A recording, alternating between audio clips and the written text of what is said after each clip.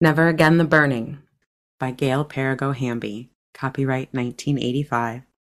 Read by Layla, with permission of the author. It is always the morning of my execution. I know they will come for me today. Last night the jailer, pulling up his trousers, sneered, "Perhaps you'll fancy the pole they give you in the morning more than mine, stubborn bitch." I think he liked it better when I had strength and spirit enough to fight him. He is too stupid to lie just to torment me.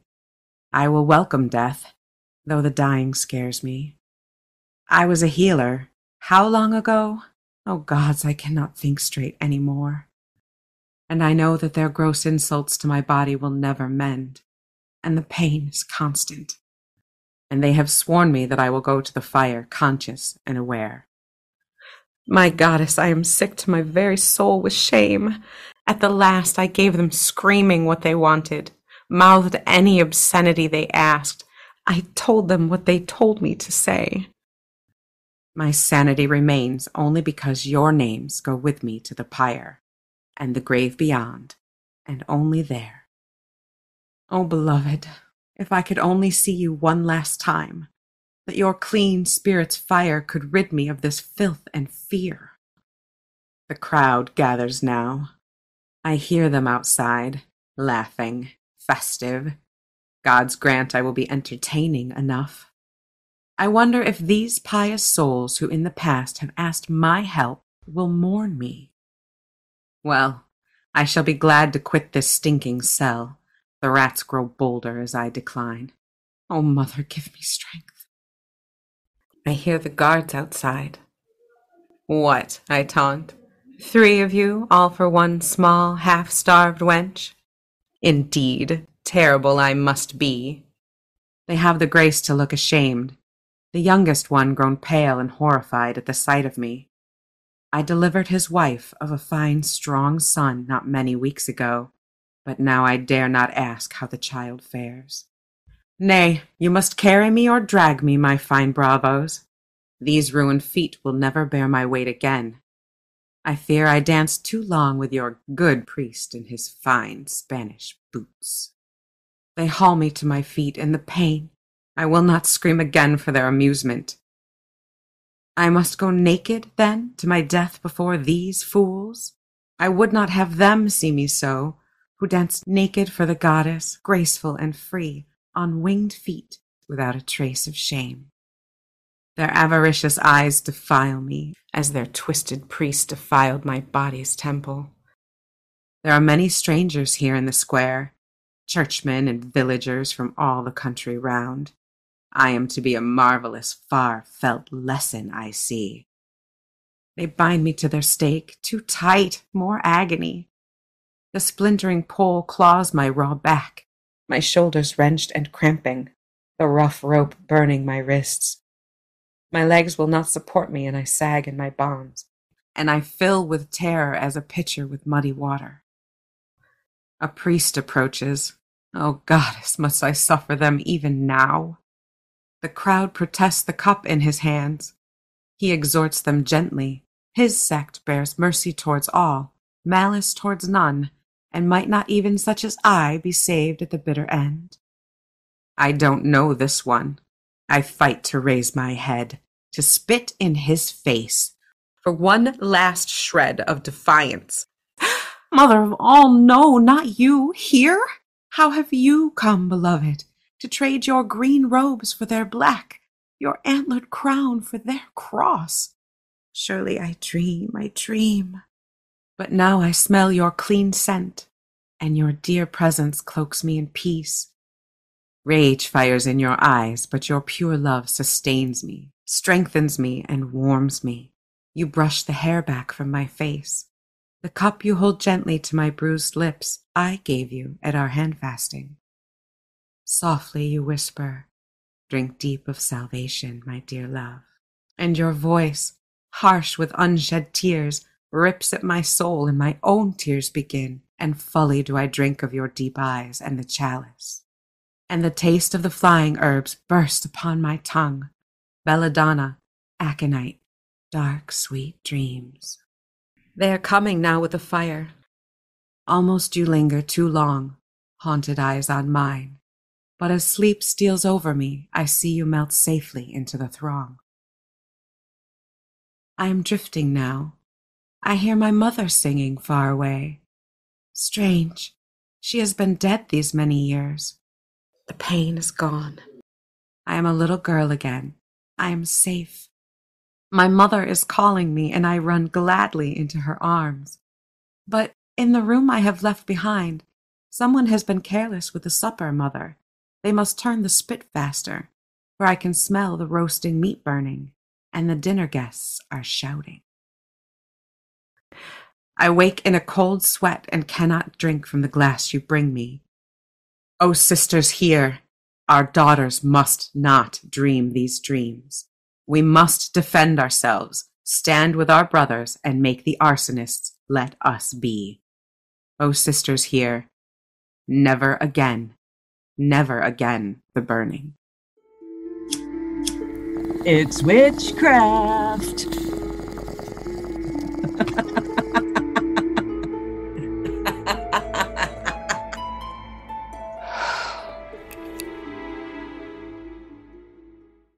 Hi, it's 4:20 a.m., the Stoned Witches Hour.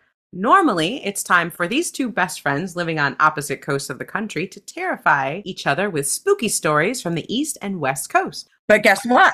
Guess what?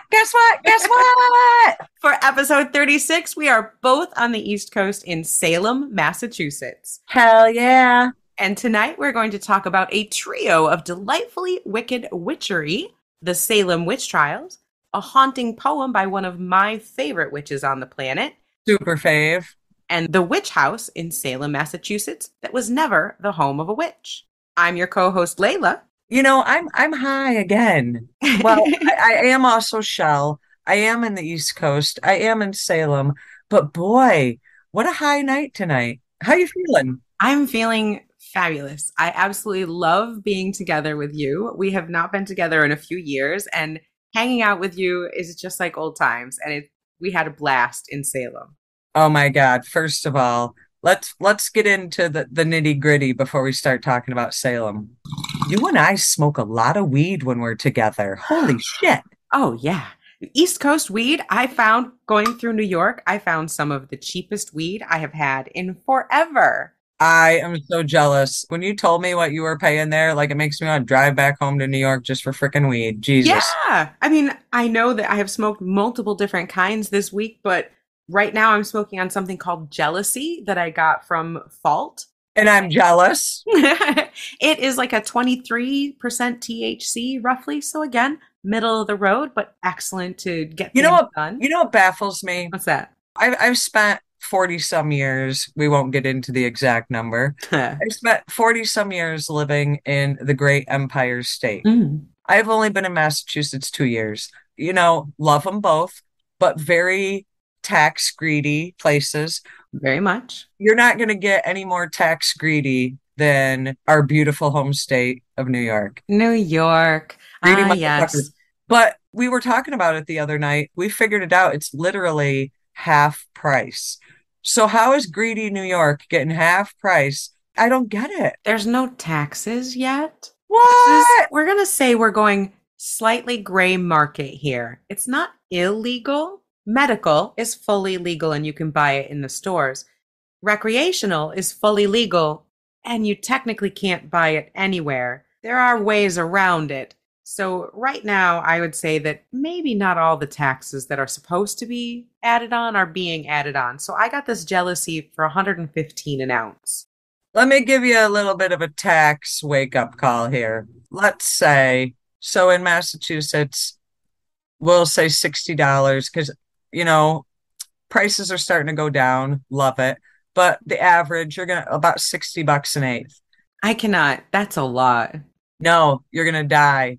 Add $13 in tax. So that $60 eighth is going to cost you $73. Didn't we used to pay $75 for like an ounce of brick weed? Now it would get you high as fuck. That's why I like this Happy Valley in Gloucester. Love Happy Valley. We talk about them all the time. Sponsor me, Happy Valley. So, you know, Happy Valley, one of the reasons I like them, They have great stuff. They always are rotating their stock, so you're not having the same shit week after week, unless you want to. But Happy Valley includes the tax in their price. So when they're telling you $60, that's after tax. But if I go to another store locally, that $60 is pre-tax. So one store, your $60 eighth is costing you 73, and at another store, your $60 eighth is costing you $60. I It's a see. racket. This tax bullshit, a freaking racket. I guess it really depends on if they want to eat that $13 or not. I just think people are uppricing this shit so much that they're willing to not make as much money and get the business as opposed to the other stores who are like, we're going to screw these people and tax them. Yeah, that's the biggest problem, I think, is that everybody's going to do it differently. And this whole system is rigged from top to bottom. And unfortunately, there's a lot of corruption there and there's a lot of greed there. Every state that goes legal is going to have a period where there's a lot of greed. People want to make as much money as possible before the market gets glutted with a lot of pot. And then you end up with like an Oregon situation where how much an ounce was Lisa Ann paying in Northern California? Something ridiculous that made me cry. It's $45 an ounce. Some of these places can't give it away fast enough. That'll happen. It's a weed, folks. It grows quickly. But you know what? I'm greedy too. I want a bunch of weed for a decent price. Is that too much to ask? It shouldn't be. It shouldn't be. I want a bunch of good weed. I buy by the ounce. One thing I did find in New York that was difficult is a lot of places are only selling in eighths. Hello? I don't need training wheels. Thank you. I need an ounce. You know what they do here in Massachusetts? You can get an ounce, but everything is packaged in eighths. They can't package it any bigger than an eighth. So you'll get an ounce in 8 separate containers. So you'll get 8 eighths. You're allowed to carry at least an ounce, right? Yeah, yeah. But places don't sell it in an ounce? I mean, what is that? No. You and I have had this discussion since podcast episode 1, okay? And now you've seen it with your own eyes. You see the packaging. Now that you know that you can't buy it in 1 ounce packaging, you have to buy 8 eighths in those big old fatty glass jars. I love your Ziploc bags you get, but we don't sell those here in Massachusetts. And you should. New York, again, it's probably because they're not fully legal yet, but they sell, this is a really nice sealable Ziploc. I mean, it's nicer than your sandwich baggie. It's the opaque, really nice bag. And that's all it is, that they put your ounce or whatever you order in that. And that's all it should be. Oh my God, I just had the best stoner idea ever. What's you that? And I should run for president and vice president in 2024. And then we'll just make weed legal and we'll make it illegal for the weed stores to use the big, thick glass jars. Yes. They need to have, we'll make it so that all the companies have to recycle their own packaging and they have to use as little packaging as possible and they have to make it out of hemp whenever possible. Shell and Layla, 2024. There you go. Win in the world. We got this. Vote for us. Anyway, so what are you smoking on today? Oh my God. You're going to be surprised. Our listeners are going to be surprised. I have done something that is so not like me. Ooh, what did you do? So I'm at Happy Valley. Okay, that's like you. That part's like me. I go to Happy Valley and I've really been liking this Endgame stuff that they have. Also like you. Ended up getting an ounce of it. Shocker. So surprised. So then I see this stuff and it's like, no, you're going to be sad. It was like 3 grams for $30. But, ow. But they were each packaged in 1 gram packaging in variety. Really? No, it was only these 12. What's the point of buying a gram? Is that even a bowl pack? Basically like 1.5 the way I pack. It's called Grandpa's Cookies, but they had 12 of them. So there's Grandpa Cookies 1, Grandpa Cookies 2, Grandpa Cookies 3, whatever. So then they have this. Is that somebody who forgot what all their seeds were, like what cultivars they had? So they just called them all Grandpa Cookies 1 through 12? Fucking for real. So the deal is you can get 3 different ones for $30. Now they have these big long paragraphs. She's like, don't go by the THC because that's not the way you should look at this. Thank you. Oh, I like your bud tender already. So then I'm like, well, then how do you know? And she's like, read about each of them. Well, it's a paragraph that's like 9 sentences long. Like, I ain't got time to read 12 of those. Jesus Lord. I ain't at the library. I'm at the weed store. So I'm like, why don't you give me Grandpa Cookies number 1, 2, and 7? Fuck it. We'll give it a go. So I got this one here. So this one is Grandpa Cookies number, I can't even read it, 7. Did you even read the paragraphs or did you just like randomly pick 3 numbers? I randomly picked 3 numbers. That's my shell. That's like an ADHD thing. Like I need to sit there with 9 paragraphs times 12. Fuck that shit. So this one is Grandpa Cookies number 7. Maybe if you go on the Happy Valley website, you can figure out what it means. Future Layla here with an update.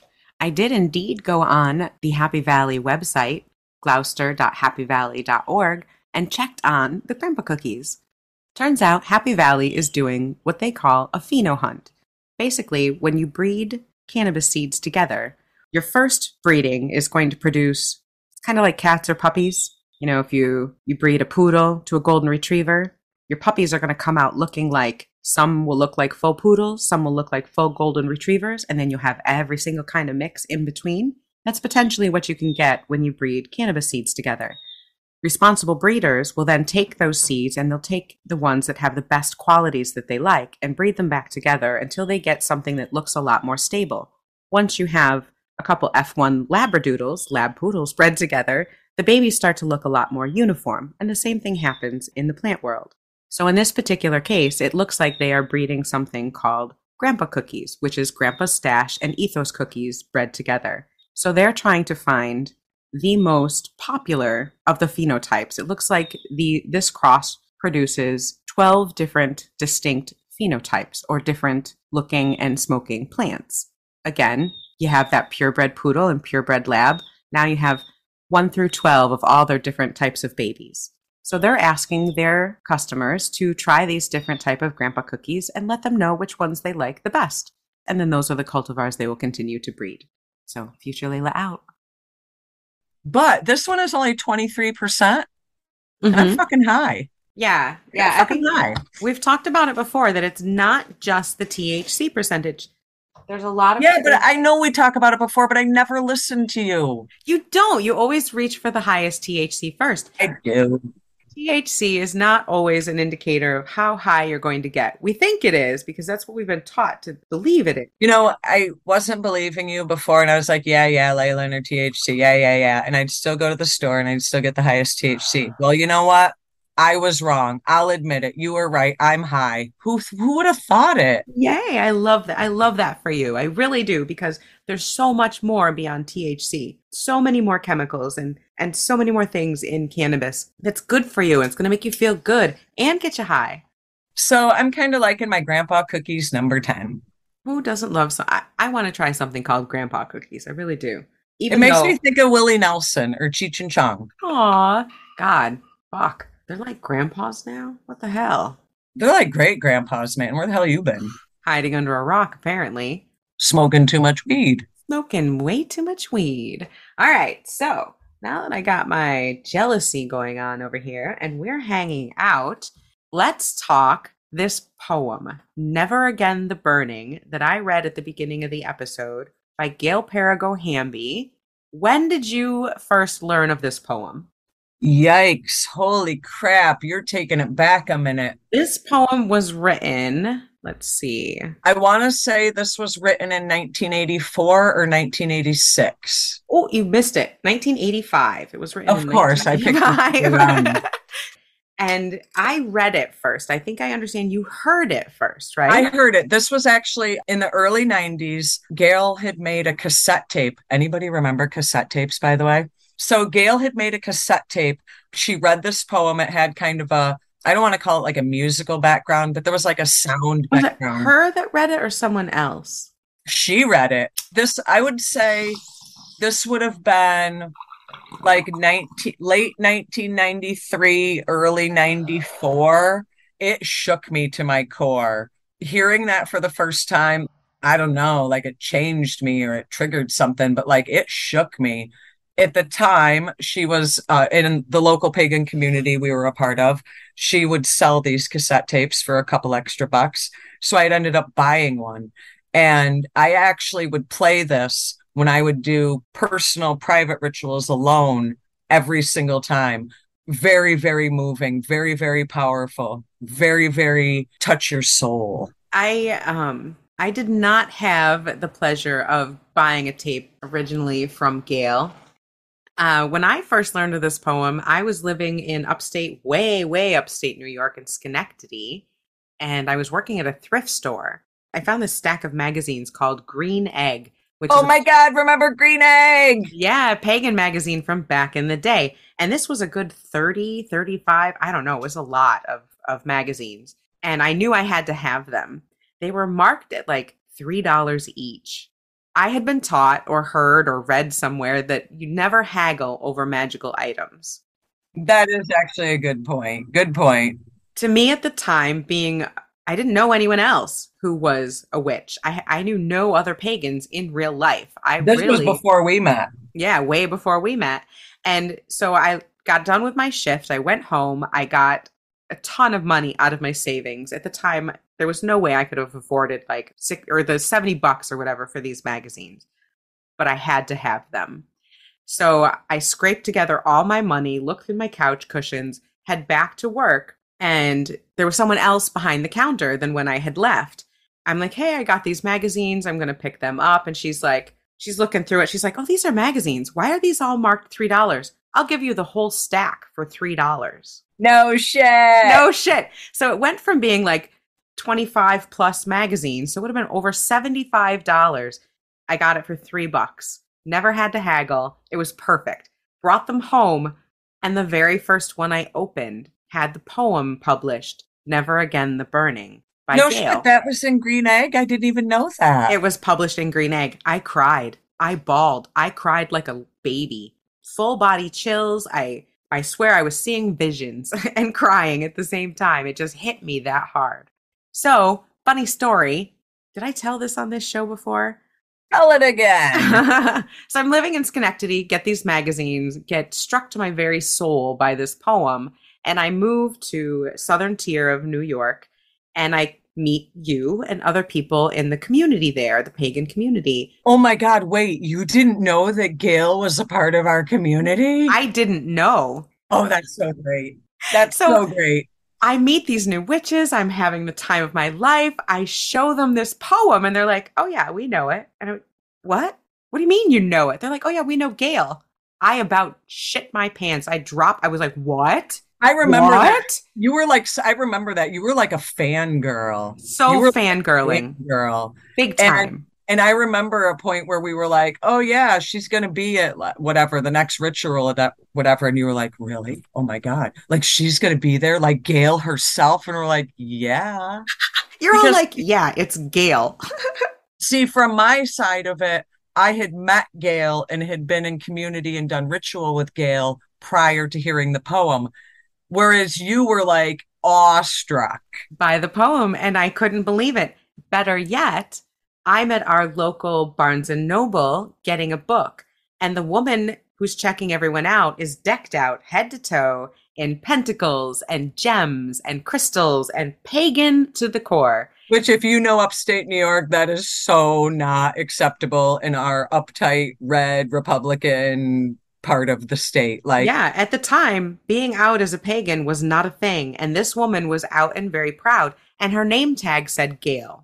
And you almost shit yourself, didn't you? I did, but I'm like, what are the odds that I would meet the actual Gail randomly here at a Barnes and Noble? And then 100%. I heard somebody say, hey, Gail, Otter's on the phone for you. Well, in Green Egg, Otter was one of the names of the people who was a regular contributor or an editor. I don't remember. So I lost it. I was like, this has got to be Gail. So it's my turn. And I'm like, are you Gail Perrigo Hamby? And she said, yes. I could not believe the coincidences that had brought me to this place, from reading this poem and fangirling over this person to moving randomly to the southern tier and being told she's in the pagan community, to then randomly running into her at a freaking Barnes and Noble. The coincidences were just amazing. You know what I find kind of interesting about your story? You know who brought me into the community? Because at the time, as you are aware, you kind of had to be quote unquote sponsored. Correct. I was actually sponsored into the community by Otter. Wow. Wow. Synchronicity. Yeah. Synchronicity. And to then be able to do ritual with Gail, who, despite the pedestal that I still put her on, she's human. She's a witch. She's a pagan. She's so magical, and I adore her. But I didn't have to be so awestruck, but I still kind of am every time I see her, I think. And I love doing ritual with her. And what an amazing gift to be able to do ritual with someone who has moved you so much. And not just you or I. I mean, she's moved between the publication, the tapes. I know she's done it at festivals and out publicly. She's literally moved thousands of people with that. And I almost want to reach out to her and be like, hey, re-release that. It's been what, 30, pushing 40 years? Because it resonates just as much now as it did in 1985. It really does. And I am so honored that when we reached out to her and she gave me permission to read this, I'm just thrilled. And I cannot believe that she was willing to. Of course I can. She's amazing. Of course, I believe that she did, but I'm very honored. It was more of a we didn't feel worthy. Right, we're not worthy. We were totally not worthy. We're not worthy. Yeah, it's our Wayne's World moment. Yeah. You know, she's a very humble and kind and generous person, but it was really more about we just didn't feel worthy because her and her work and her magic are just so overwhelmingly powerful. They are. And they're just, power to the witch and to the woman and to the wise one in all of us, because what an amazing time of year to read this and to reconnect with this poem. I believe you and I both have kind of lost this poem for a little while. I lost all of those copies of Green Egg in a flood years ago. And I believe you have this in a cassette somewhere in a storage unit. Probably. I do. I have the cassette version in a storage unit. I will admit I no longer have a cassette player, but I still have the cassette recording of this. And, again, I what I'd give for her to re-release that, because it is very, very moving. You did a great job, and our listeners know you did a great job. But there's nothing like Gail. There isn't, and it can't be replicated. No, she's fantastic. And you are awesome, and you are fantastic. Oh, thank you. You did a great job, but Gail does it so well. You can tell it's a dream that she had, and I, even though reading it then and now, we know that no witches here in the United States were burned, but that's not to say that in other parts of the world they were. And this poem doesn't necessarily say it's about Salem witch trials or a Salem burning. It's just that general, it's a metaphor. Burning, I was going to say burning can also be a metaphor. I mean, fuck, what's going on right now? As I was reading that poem for this recording, I kept connecting it to the Supreme Court and to all the things that are going on right now and all the persecutions that women are having right now, that women, trans women, all of us. It's not only scary, to be honest with you, it's disgusting. Agreed. And bringing it back to Salem and being in Salem where witch trials did happen. And we walked some of those same places where these women and men who were accused walked. This poem is kind of, especially if you ever have listened to it with your eyes closed, you feel like you're put in that situation of the poem.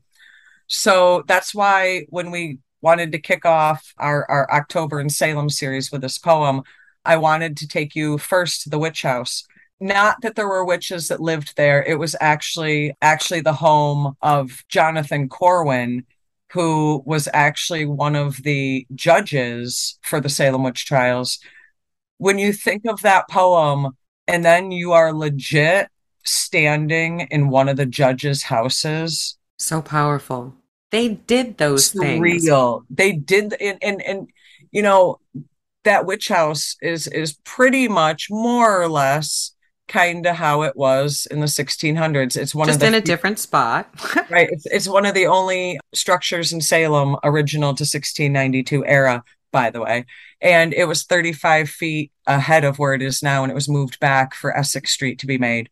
That shit energy still kind of resonates in that house. Yeah, and now as we've discussed, it's definitely more the history of it. What happened there rather than any hauntings or, any residual energies, although you might feel some, that's kind of washed away, I guess, with all the traffic that's gone through it. It's very much a tourist attraction, but the history and the weight of it is still very, very present. Okay, a very brief history of the Salem witch trials. Basically, there was a lot of crap going on in the Salem area in the late 1600s, anyways, but Reverend Samuel Parris became Salem Village's first ordained minister in 1689. He was not very popular. His daughter, who was 9, Elizabeth, and his niece, Abigail Williams, who was 11, started having like these fits, and a local doctor blamed witchcraft and the supernatural. Then another girl, Ann Putnam, also 11, started having like the same kind of fits. And on February 29th, after a lot of pressure from local townspeople and with pressure from the magistrates Jonathan Corwin and John Hathorne, the girls blamed 3 women for causing all these problems. They said that Tituba, who was the Parris's slave, Sarah Good, who was a beggar, and Sarah Osborne, just an old poor woman in the village, were all witches and had bewitched them. Osborne said she was innocent, so did Sarah Good, but Tituba confessed and said that there were even more witches in town.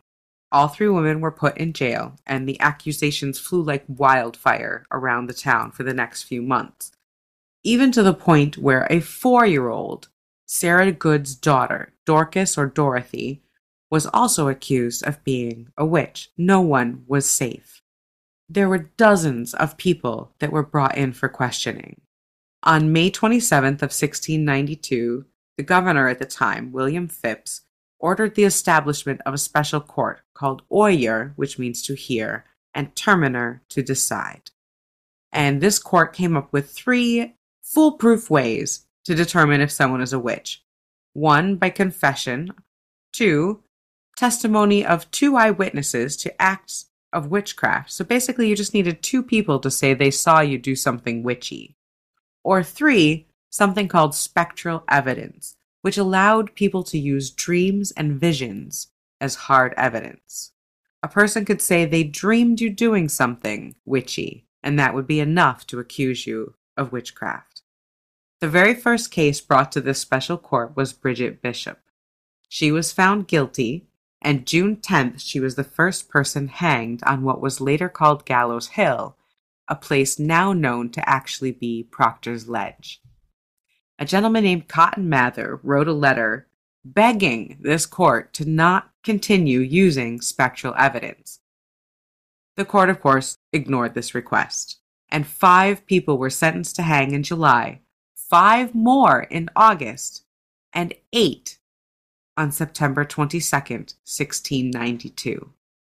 It was only later that Governor Phipps, partly due to Mather's plea and really because his own wife was being questioned for witchcraft, prohibited further arrests, stopped the use of spectral evidence, and released quite a few of the accused witches, and ended the court of Oyer and Terminer on October 29th.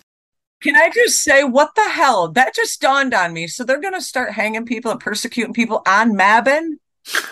Well, that was the last one, actually. That was the last group of people. But late September, 7 women and 1 man were hung as witches on a single day. Mabon. On Mabon. That's just awful. But between June and September of that year, they killed a total of 25 people. 19 were executed as witches by hanging at Proctor's Ledge, 14 women and 5 men. 5 others died in jail, and 1, my man Giles Corey, was crushed to death. That's a lot. Bridget Bishop was the first one to be killed on June 10th of 1692, so that's a long time for people to be freaking terrified. I can't even, as we were walking through the village, we were talking about that because it's the same time period when this had happened.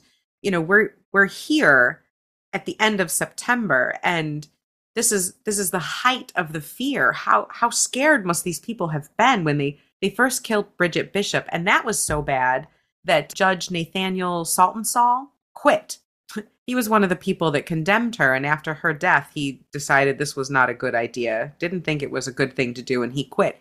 You got to remember, some of these people were new to America and they were fleeing England and France and Spain and what have you to get away from persecution, religious persecution, this, that, and the other, to come here to get accused of it, because there were, we're talking about Salem, but there were witch trials and witch burnings and witch hangings all over Europe prior to Salem. And these people were trying to start fresh, and they come to America to be accused of witchcraft. And that's some shit. That is some shit. That is some shit. And we walked those paths at that time when it would have been at its most frightening, when people are being accused left and right. And as we spoke before, it didn't end until the new governor, Lord Phipps, his wife was accused. And so he decided, oh yeah, spectral evidence is bullshit. And so he ended it. But it could be so simple as, I don't like your attitude, so I'm going to start telling people that I think you're a witch because you do this and you do that. And nobody was safe. It was like living in fear 24/7 if you were, and men weren't safe either. Remember, your good friend Giles Corey, men were not safe. I think when people think of the witch trials, they think that this was a female only thing, and that is not the case. Right. And when you walk around those memorials, you can see everybody's name and the date that they were hung or killed. Right. But I just wanted to put it out there that generally people think witch trials, they think witches are women, not necessarily the case. Which, by the way, these folks weren't witches to begin with, but... Right. None of them were witches, most likely. And Jonathan Corwin actually is the judge that replaced Nathaniel Saltonstall when Nathaniel decided, this isn't such a great idea, I'm out. He was replaced by Jonathan Corwin. This guy lived in this house with his family for more than 40 years. So, him and his family's energy has really resonated in this. And like I said, it's the only structure still standing that is directly tied to the witch trials of 1692. It is the house where several of his children did die and his wife's children. It's also the house where a lot of the accused were supposedly taken from his nephew's house, who was the sheriff. They were taken from the sheriff's house to his house to be questioned. Do you know that Dick was questioning little kids like under 10? This questioning could involve stripping the person naked and checking them for so-called witches' marks, which could be anything like moles, birthmarks, or scars. They could be poked with like a long, thin needle on various parts of their body to see if any were insensitive to pain. They'd be sleep deprived and beaten, forced to recite scripture perfectly, and any mistake was proof that they were a witch. And some were found innocent and many were found guilty. Interestingly, a gentleman named George Burroughs flawlessly recited the Lord's Prayer as he was standing on the platform waiting to be hung as a witch. Those present decided that, okay, he recited the Lord's Prayer perfectly. Doesn't mean we were wrong. It's got to be a devil's trick. He's still a witch. And they hung him, as planned, with zero guilt.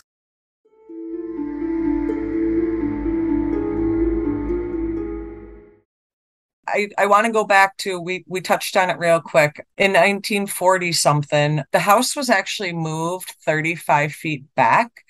First of all, moving a house, you are stirring up some shit, friends. Yeah, as we've found before, any type of renovations can very often cause what might be a minor haunting to turn into a very large haunting, or something that may have been dormant before to suddenly come back to life. But you and I had a funny conversation the other day. I see a lot of, I'm on a lot of these Salem Facebook pages, local yokel type bullshit. A lot of people get engaged to get married on the steps in front of the witch house. Or worse yet, like the picture you showed me, on the sidewalk by the road in front of the witch house, which is roughly 35 feet from where it's standing now. So which is where the original house was, which is where all this horrible stuff happened. Why would you get engaged to be married at such a horrible place? The beach is a half a mile away, folks. And there's much better historical places in Salem if you need that. I understand being goth and witchy, but people died here. People were tortured here. People were ripped. People were questioned until they agreed to and said stuff that wasn't true, including children. They would say and do anything. Any of us would under that type of torture.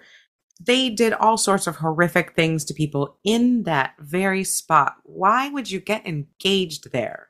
It baffles me. But you know what? I'm going to throw caution to the wind and say that people are attracted to Salem, the witch city, witch capital of the world. I'm not being discriminative, but I feel that sometimes people don't know enough about the history of certain things.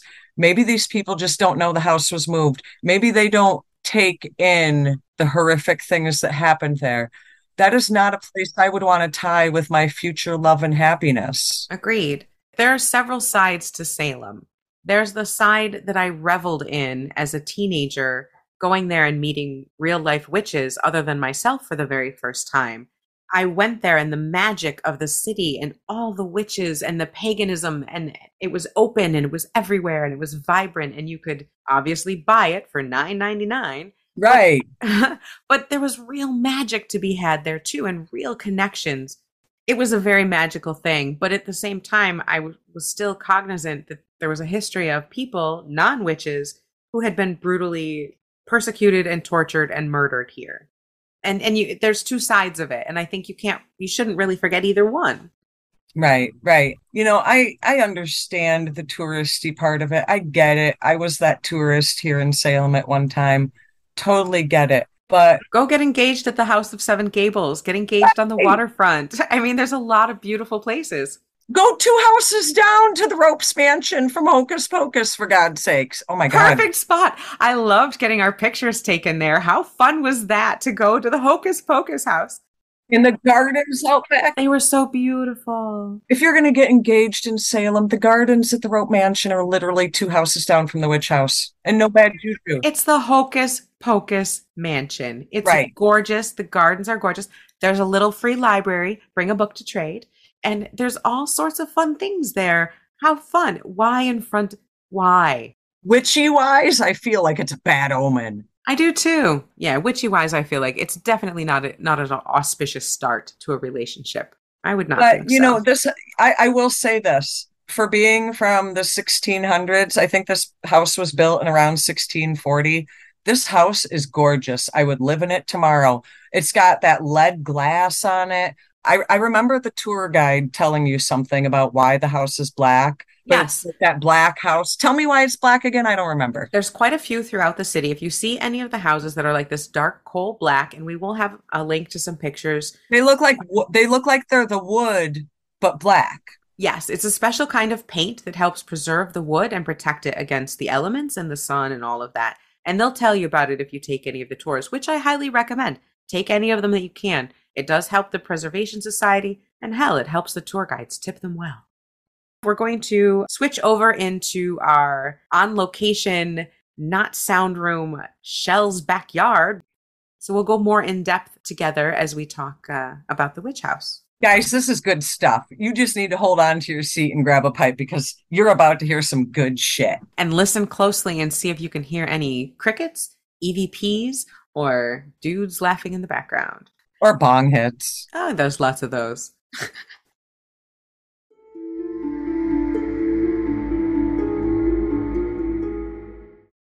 First of all, let me take a hit off this pipe before we get into the witch house. So what do we have packed in your silicone pipe, Shell? Is this your weed or my weed? Because we're together. I know, right? So this is my weed. This is Endgame. This came from Happy Valley. Oh, I smell that. It smells so good. Remember, I've talked about this so many times with that fruity flavor. But you have had an interesting description of Endgame. Oh, man, that's delicious. You call it, what'd you call it? It tastes like the old days. Dad weed. It tastes like my dad weed. Whenever we would light this up, when we were on our way to Salem today and we would light this up, my first impression was that smells like my dad's house when he'd been hanging out with his friends when I was a kid. It very much smells like the weed I used to get. But it's still got that fruity taste. It does. It has today's density, and you said you had to grind it up, and I see the pouch that you've got it in. You have it all ground. But do you see now why I was saying you can't really stuff and shove this? Because you can't. It doesn't really smoke. You waste it because it just doesn't burn. Shell, the first thing you did when you showed me the bag, it looked like a nug. I didn't realize you had ground it up because you showed me a huge... It compacted back into nug shape. It's so resiny and so crystally, it condensed back into a nug. It's beautiful. And it has that green light slightly gasoline taste with a real sweetness to it. It's beautiful. Beautiful. It's like a summer weed. I don't even remember what the THC is on this one. And it's like, it's so good you don't even give a shit. Oh, I don't care. I'm high. You're high. I can see you're high. And we're together because we're together. So let's tell them let's talk about what we did today. We went to the witch house.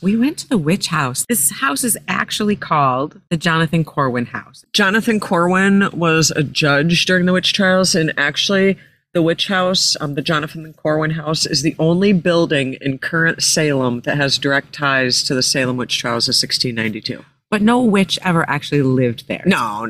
It's called the witch house, but a fucking judge lived there. Yeah, no, he was a judge. He was a jerk. Holy crap. And you saw some of the stuff in the house, like, not a kind man. So before we kind of get into, I do want to mention, backtrack. I do want to mention, the house was moved 35 feet. Right. Where the house is sitting now is not actually where Judge Corwin interviewed every single person who was accused. You see how the way Salem is kind of put together, that if they didn't move it back 35 feet, it would be like street, curb, front door. Right, absolutely. They had to move it back. And this was in the 1940s. And what happened was the town was going to put a roadway through there, and they were just going to tear down this house. And some people got together and raised about $46,000, I believe, in the 1940s. That's a lot of money in the 1940s. To move the whole house back 35 feet in order to preserve it. And that actually was one of the things that kicked off the Preservation Society in Salem. Well, I was kind of laughing because I had told you earlier today, we had gone there, and we're going to talk in a few minutes about the vibes we got there and such. The guy was not nice. He was a judge. He persecuted innocent people. That house held a lot of negativity, and people will go and stand on the front walk and bow down on one knee and ask their sweet love to be theirs forever and ever in holy matrimony. And when you think about it, considering they moved the house back 35 feet, where people are kneeling down asking their sweet love to marry them is like right where this guy must have sat at his frickin' hearth deciding who was going to live and die that day. Exactly. And they decided this shit on something called ephemeral evidence, spectral evidence. And what that was a dream. Someone could walk in and say, I had a dream about my neighbor's wife, and she did all sorts of things that only a demon would do to me. I think you need to take her in, and they would. That would be evidence. And that's fucked up. So I do find it kind of humorous that for as much negativity came from the occupant of that house, the owner of that house, and just such the negative connotation that people will rush right there to get engaged. It's just, tourists, come on. But it was built in the 1620s, so it's over 400 years old. And when we went in it kind of has that feel. Like it does. The low ceilings, the very wide plank You're floors. short, and you were almost, you could reach up to that ceiling. I could. I am very tiny, so I did not once have to duck my head, not on any of the dormer roofs, not on any of the doorways that have settled over the years, because I am a very, very short person. However, you and your love and my husband are all very tall Amazon people, and you had to duck. Yeah. Yeah. But so, these were older houses, and they were built to stay warm, and they were built very short, and you can feel it when you walk in. Jonathan Corwin was a judge who worked for the court of Oyer and Terminer in Salem, Massachusetts at the time of the witch trials, which took place between June and September? I think it was of May. 1690. Yeah, it was earlier in the spring of 1692, and then it kind of ended when was it the mayor or the governor of the town, his wife? It was the governor. And it's kind of funny. It's like, you can fuck with everybody else's wife, but when you get to the governor's wife, then, hey, hold on, wait, let's stop this. Right. So what happened was they accused the governor's wife. Was it Lady Phipps? It was Lady Phipps. So when his wife was accused, then suddenly he steps in and says, oh, no, you can't use this spectral evidence. You need to use real, actual physical evidence. And so that kind of completely overturned what this court had been using and what Jonathan Corwin had been using. So he brings all of these accused that go from the sheriff's house, where there was possibly torture there, Right. to his house, where he interrogates them further to determine if the spectral evidence is going to stick. And then they go from there possibly to being hung.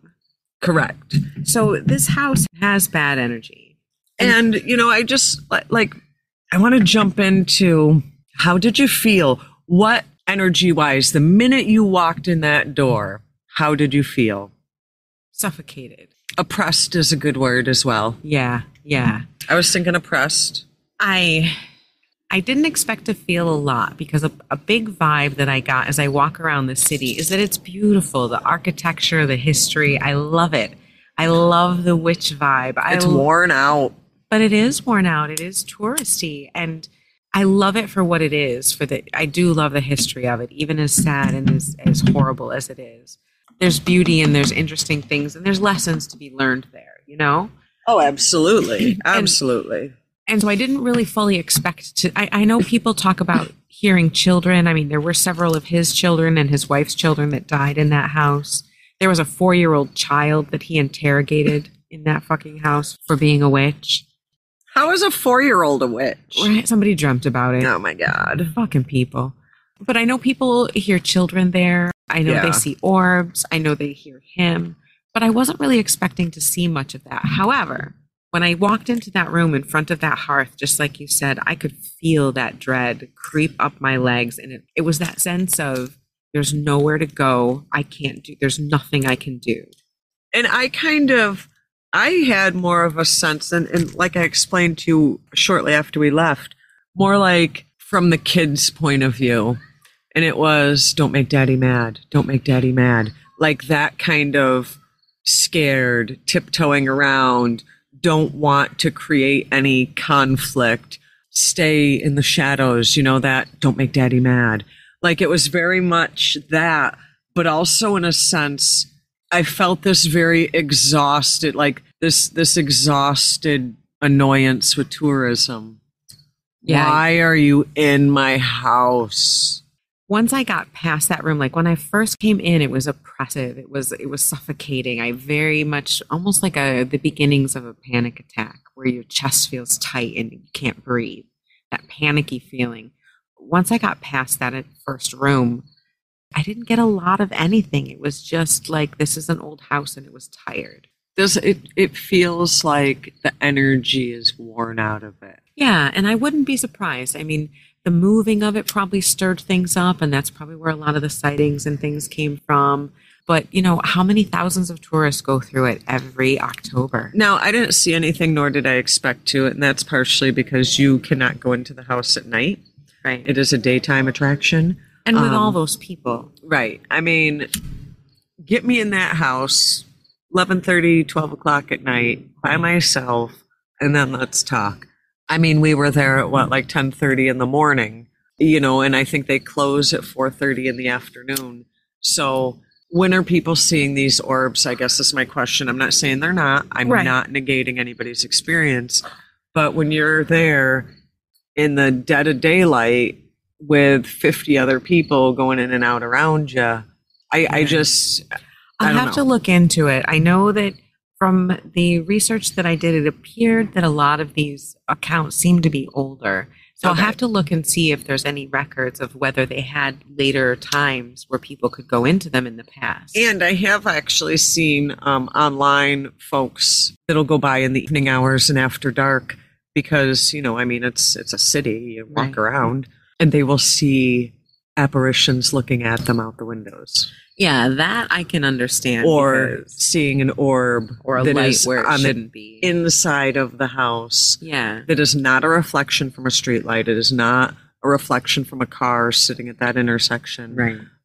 There is a light from within the house that can be seen through like an upstairs window. So that I could believe, but there's just no access at night. So what are you seeing? You know what I'm saying? Yeah, we'll have to look and see. I'll have to look before this episode airs. Future Layla will jump in here with an edit and say, whether they used to have later nighttime ones. Future Layla here. I'm not exactly sure about nighttime tours.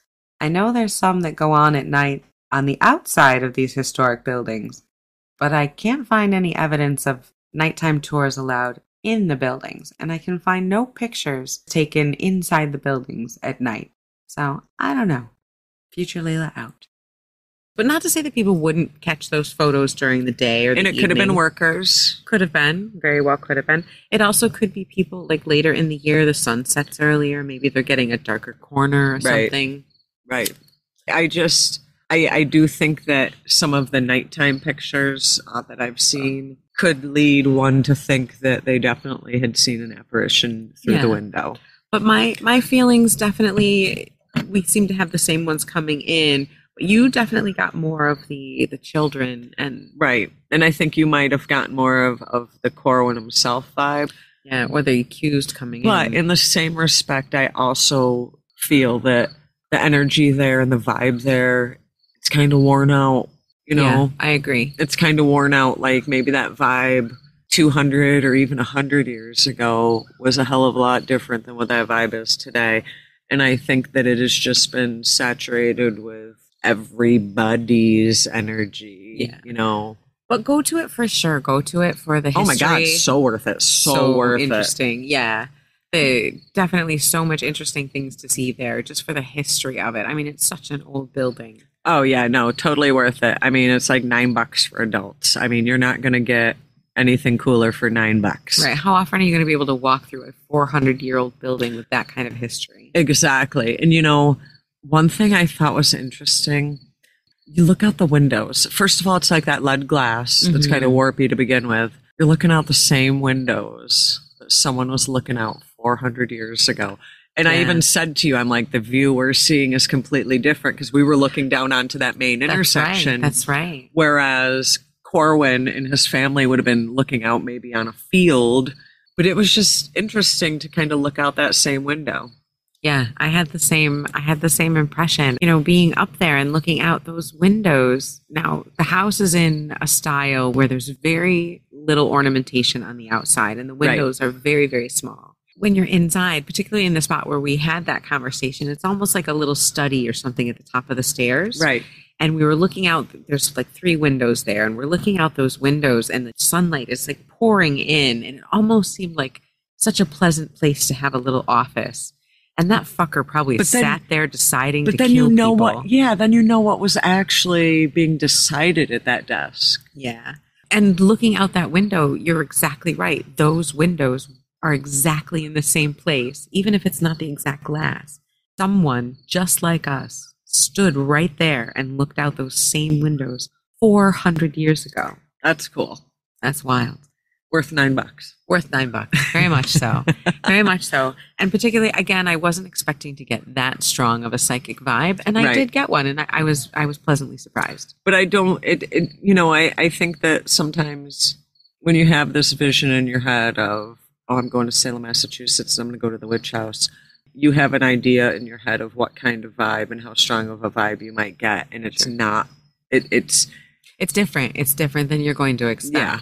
Because, the history is there for sure. It's not that you're not going to have any sort of feeling whatsoever, but you're not going to have like some overwhelming experience. Some people do. I remember coming here when I was a teenager, and it was wonderful. The energy and the vibe is so cool. No. I'm talking more about paranormally at the witch house. Oh, yeah. Totally. 2 different things. Yeah, Good point. No, I think paranormally at the witch house, any expectation you have in your head, you should throw out the window. Yes, go with open psychic eye, go with open heart, go with an open mind. And then that's what I tried to do because we know so much. Like literally, we were waiting to cross the street and I'm blabbing about blah, blah, blah, blah, blah. And here's these people. So this is funny, guys. So Layla is going off. We're at this crosswalk because, we have to abide by crosswalk laws. And Layla just starts ranting off this like Wikipedia shit off her head. She's like her own walking Wikipedia. I was giving like my own little ghost tour to you. So these tourists, not that we weren't being touristy, but these tourists at the crosswalk turn around and are like, ooh, that's good information. And like, all like, you're the greatest tour guide. And we're like, yeah, we're just here crossing the street. Like, hi, we just do a podcast. It's funny because we actually followed those same people to the witch house. We did. And I continued to spout random facts as we're walking through the house. We didn't need a guided tour. We had Layla. Yeah, we know this stuff. But this house is, I don't want to say paranormally underwhelming, but definitely any expectation you have throughout the window and go in there with an open mind and be appreciative with the fact that you're in an almost 400-year-old house. Yes, and for the and you know, kind of feel it out, suss it out for the real vibes that are there underneath all the touristy vibes and the tired vibes. You know, kind of be open to what's going to be there, because literally walking up the front, where okay, you're going to have to wait in line to get your Instagram photo. Right. Be polite. We waited. Right. When you walk up and you look at the house, it looks like a witch house. It does. It looks like someone evil lived there. And we are going to post some photos of our visit to the witch house. So definitely check out our Instagram. Perfect for the October vibe, right? You know, so yeah, the witch house, 19 people hung, accused. Judge Jonathan Corwin, kind of a dick, asshole, right? Super dick. Yeah, thumbs down for Judge Jonathan Corwin. But definitely a thumbs up for if you come to Salem, go to the witch house, spend the $9. Totally got to do it. Please do, because the money's well worth it. It's not a lot. If you have to ration which ones you can go to, pick which one you want to go to. And the money goes to the preservation to continue it going, which is also equally important. That's exactly the point. You know, it goes to the Preservation Society, and they're doing such good things downtown. There's plaques on everything. They're preserving the wood. The tour guides are fantastic. What was our tour guide's name? Katie with a C. You rock, Shell. Katie with a C. Thank you, Shell. Was a wonderful tour guide at the House of the Seven Gables. She had so many facts and just gave it all in a rapid fire yet easy to understand pace. Yeah. Because there's a lot of information there. There is. And, you know, that's the thing with Salem is, you know, you take the witch trials aside and there's still a shit ton of history in this joint. So, you know, come here for all of it and just kind of soak it all in and definitely. But the witch house has to be on your list. It really does, because even if you're just a history buff and aren't even into the whole witch thing, you have to go to the witch house. You do. Go because they have, that's the house that had the poppet, right? Yeah. Ooh. They had the poppet that was created. The house is decorated with different period displays, and a lot of them are from the time period of the witch trials. It's a self-guided tour, so they each have a little explanation beside them, and one of the first things you'll see in the great room when you first walk in on the tour, what you'll find when you first walk in is a poppet. And Bridget Bishop, this was her poppet apparently. Bridget Bishop was the first victim to be executed. Part of the evidence presented against her was the claim that workmen found poppets buried within the walls of her home. So what you're seeing is one of the poppets that they found encased in glass. And they say that this particular doll, or quote unquote poppet, was found within the walls of a first period home in New England. It seems to be something that was kind of a thing back then. They say that poppet in particular was found in a New England home. So I don't know if this particular poppet was Bridget Bishop's or just one like it from the period.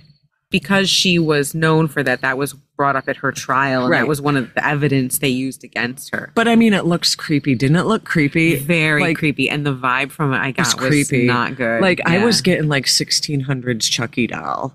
Like, seriously. There's definitely, whoever made that puppet made it for a reason. Right, and it wasn't a friendly one. No, and it's still, the energy's still there. So definitely check out the puppet. If you want a seriously weird, creepy vibe, check it out. I would like to point out that at the witch house, there is a portrait of Samuel Sewall. He is actually, because there was a few judges, Corwin wasn't the only one, but Sewall, he was the only one of the 9 judges known to have apologized after the witch trials. And, you know, that's an awesome fact to point out. Somebody had the balls to be like, man, I fucked up. And the court was told at one point to quit the shit with the ephemeral evidence, that was not evidence, that they shouldn't use spectral evidence. And they continued to do so anyways. These guys were drunk with fucking power. Absolutely. And, you know, unfortunately, they had the power, They had the ability to do this shit, and they got away with it. Oh, yeah. They were the wealthy traders at the time. They were the merchants, and they gave themselves these positions, basically. The witch trials were a travesty. And in America, no one was burned. They were hung and pressed. Correct. There was not one witch burned in the United States of America at any time, whether it be before 1776 or after. Right. All burnings were usually in France, Spain, and England. In America, they were hangings, drownings, and pressings. That's right. Thank you, historian Shell. I love it. Thank you all for joining us on this first of our Salem kickoff episodes. And there's going to be more, so stay tuned next week because we got more Salem stories because we are together. I love when we're together. We should always be together. Move to Salem. Everybody, all our listeners want you to move to Salem. I want to move to Salem. Listeners, email Layla, thestonedwitcheshour@gmail.com, and tell her to move her ass to Salem. Oh, that would be nice, but it's cold there. So what? So what? I don't know. So what? It's which city you will say. That's a good point. And you're there. It's which city?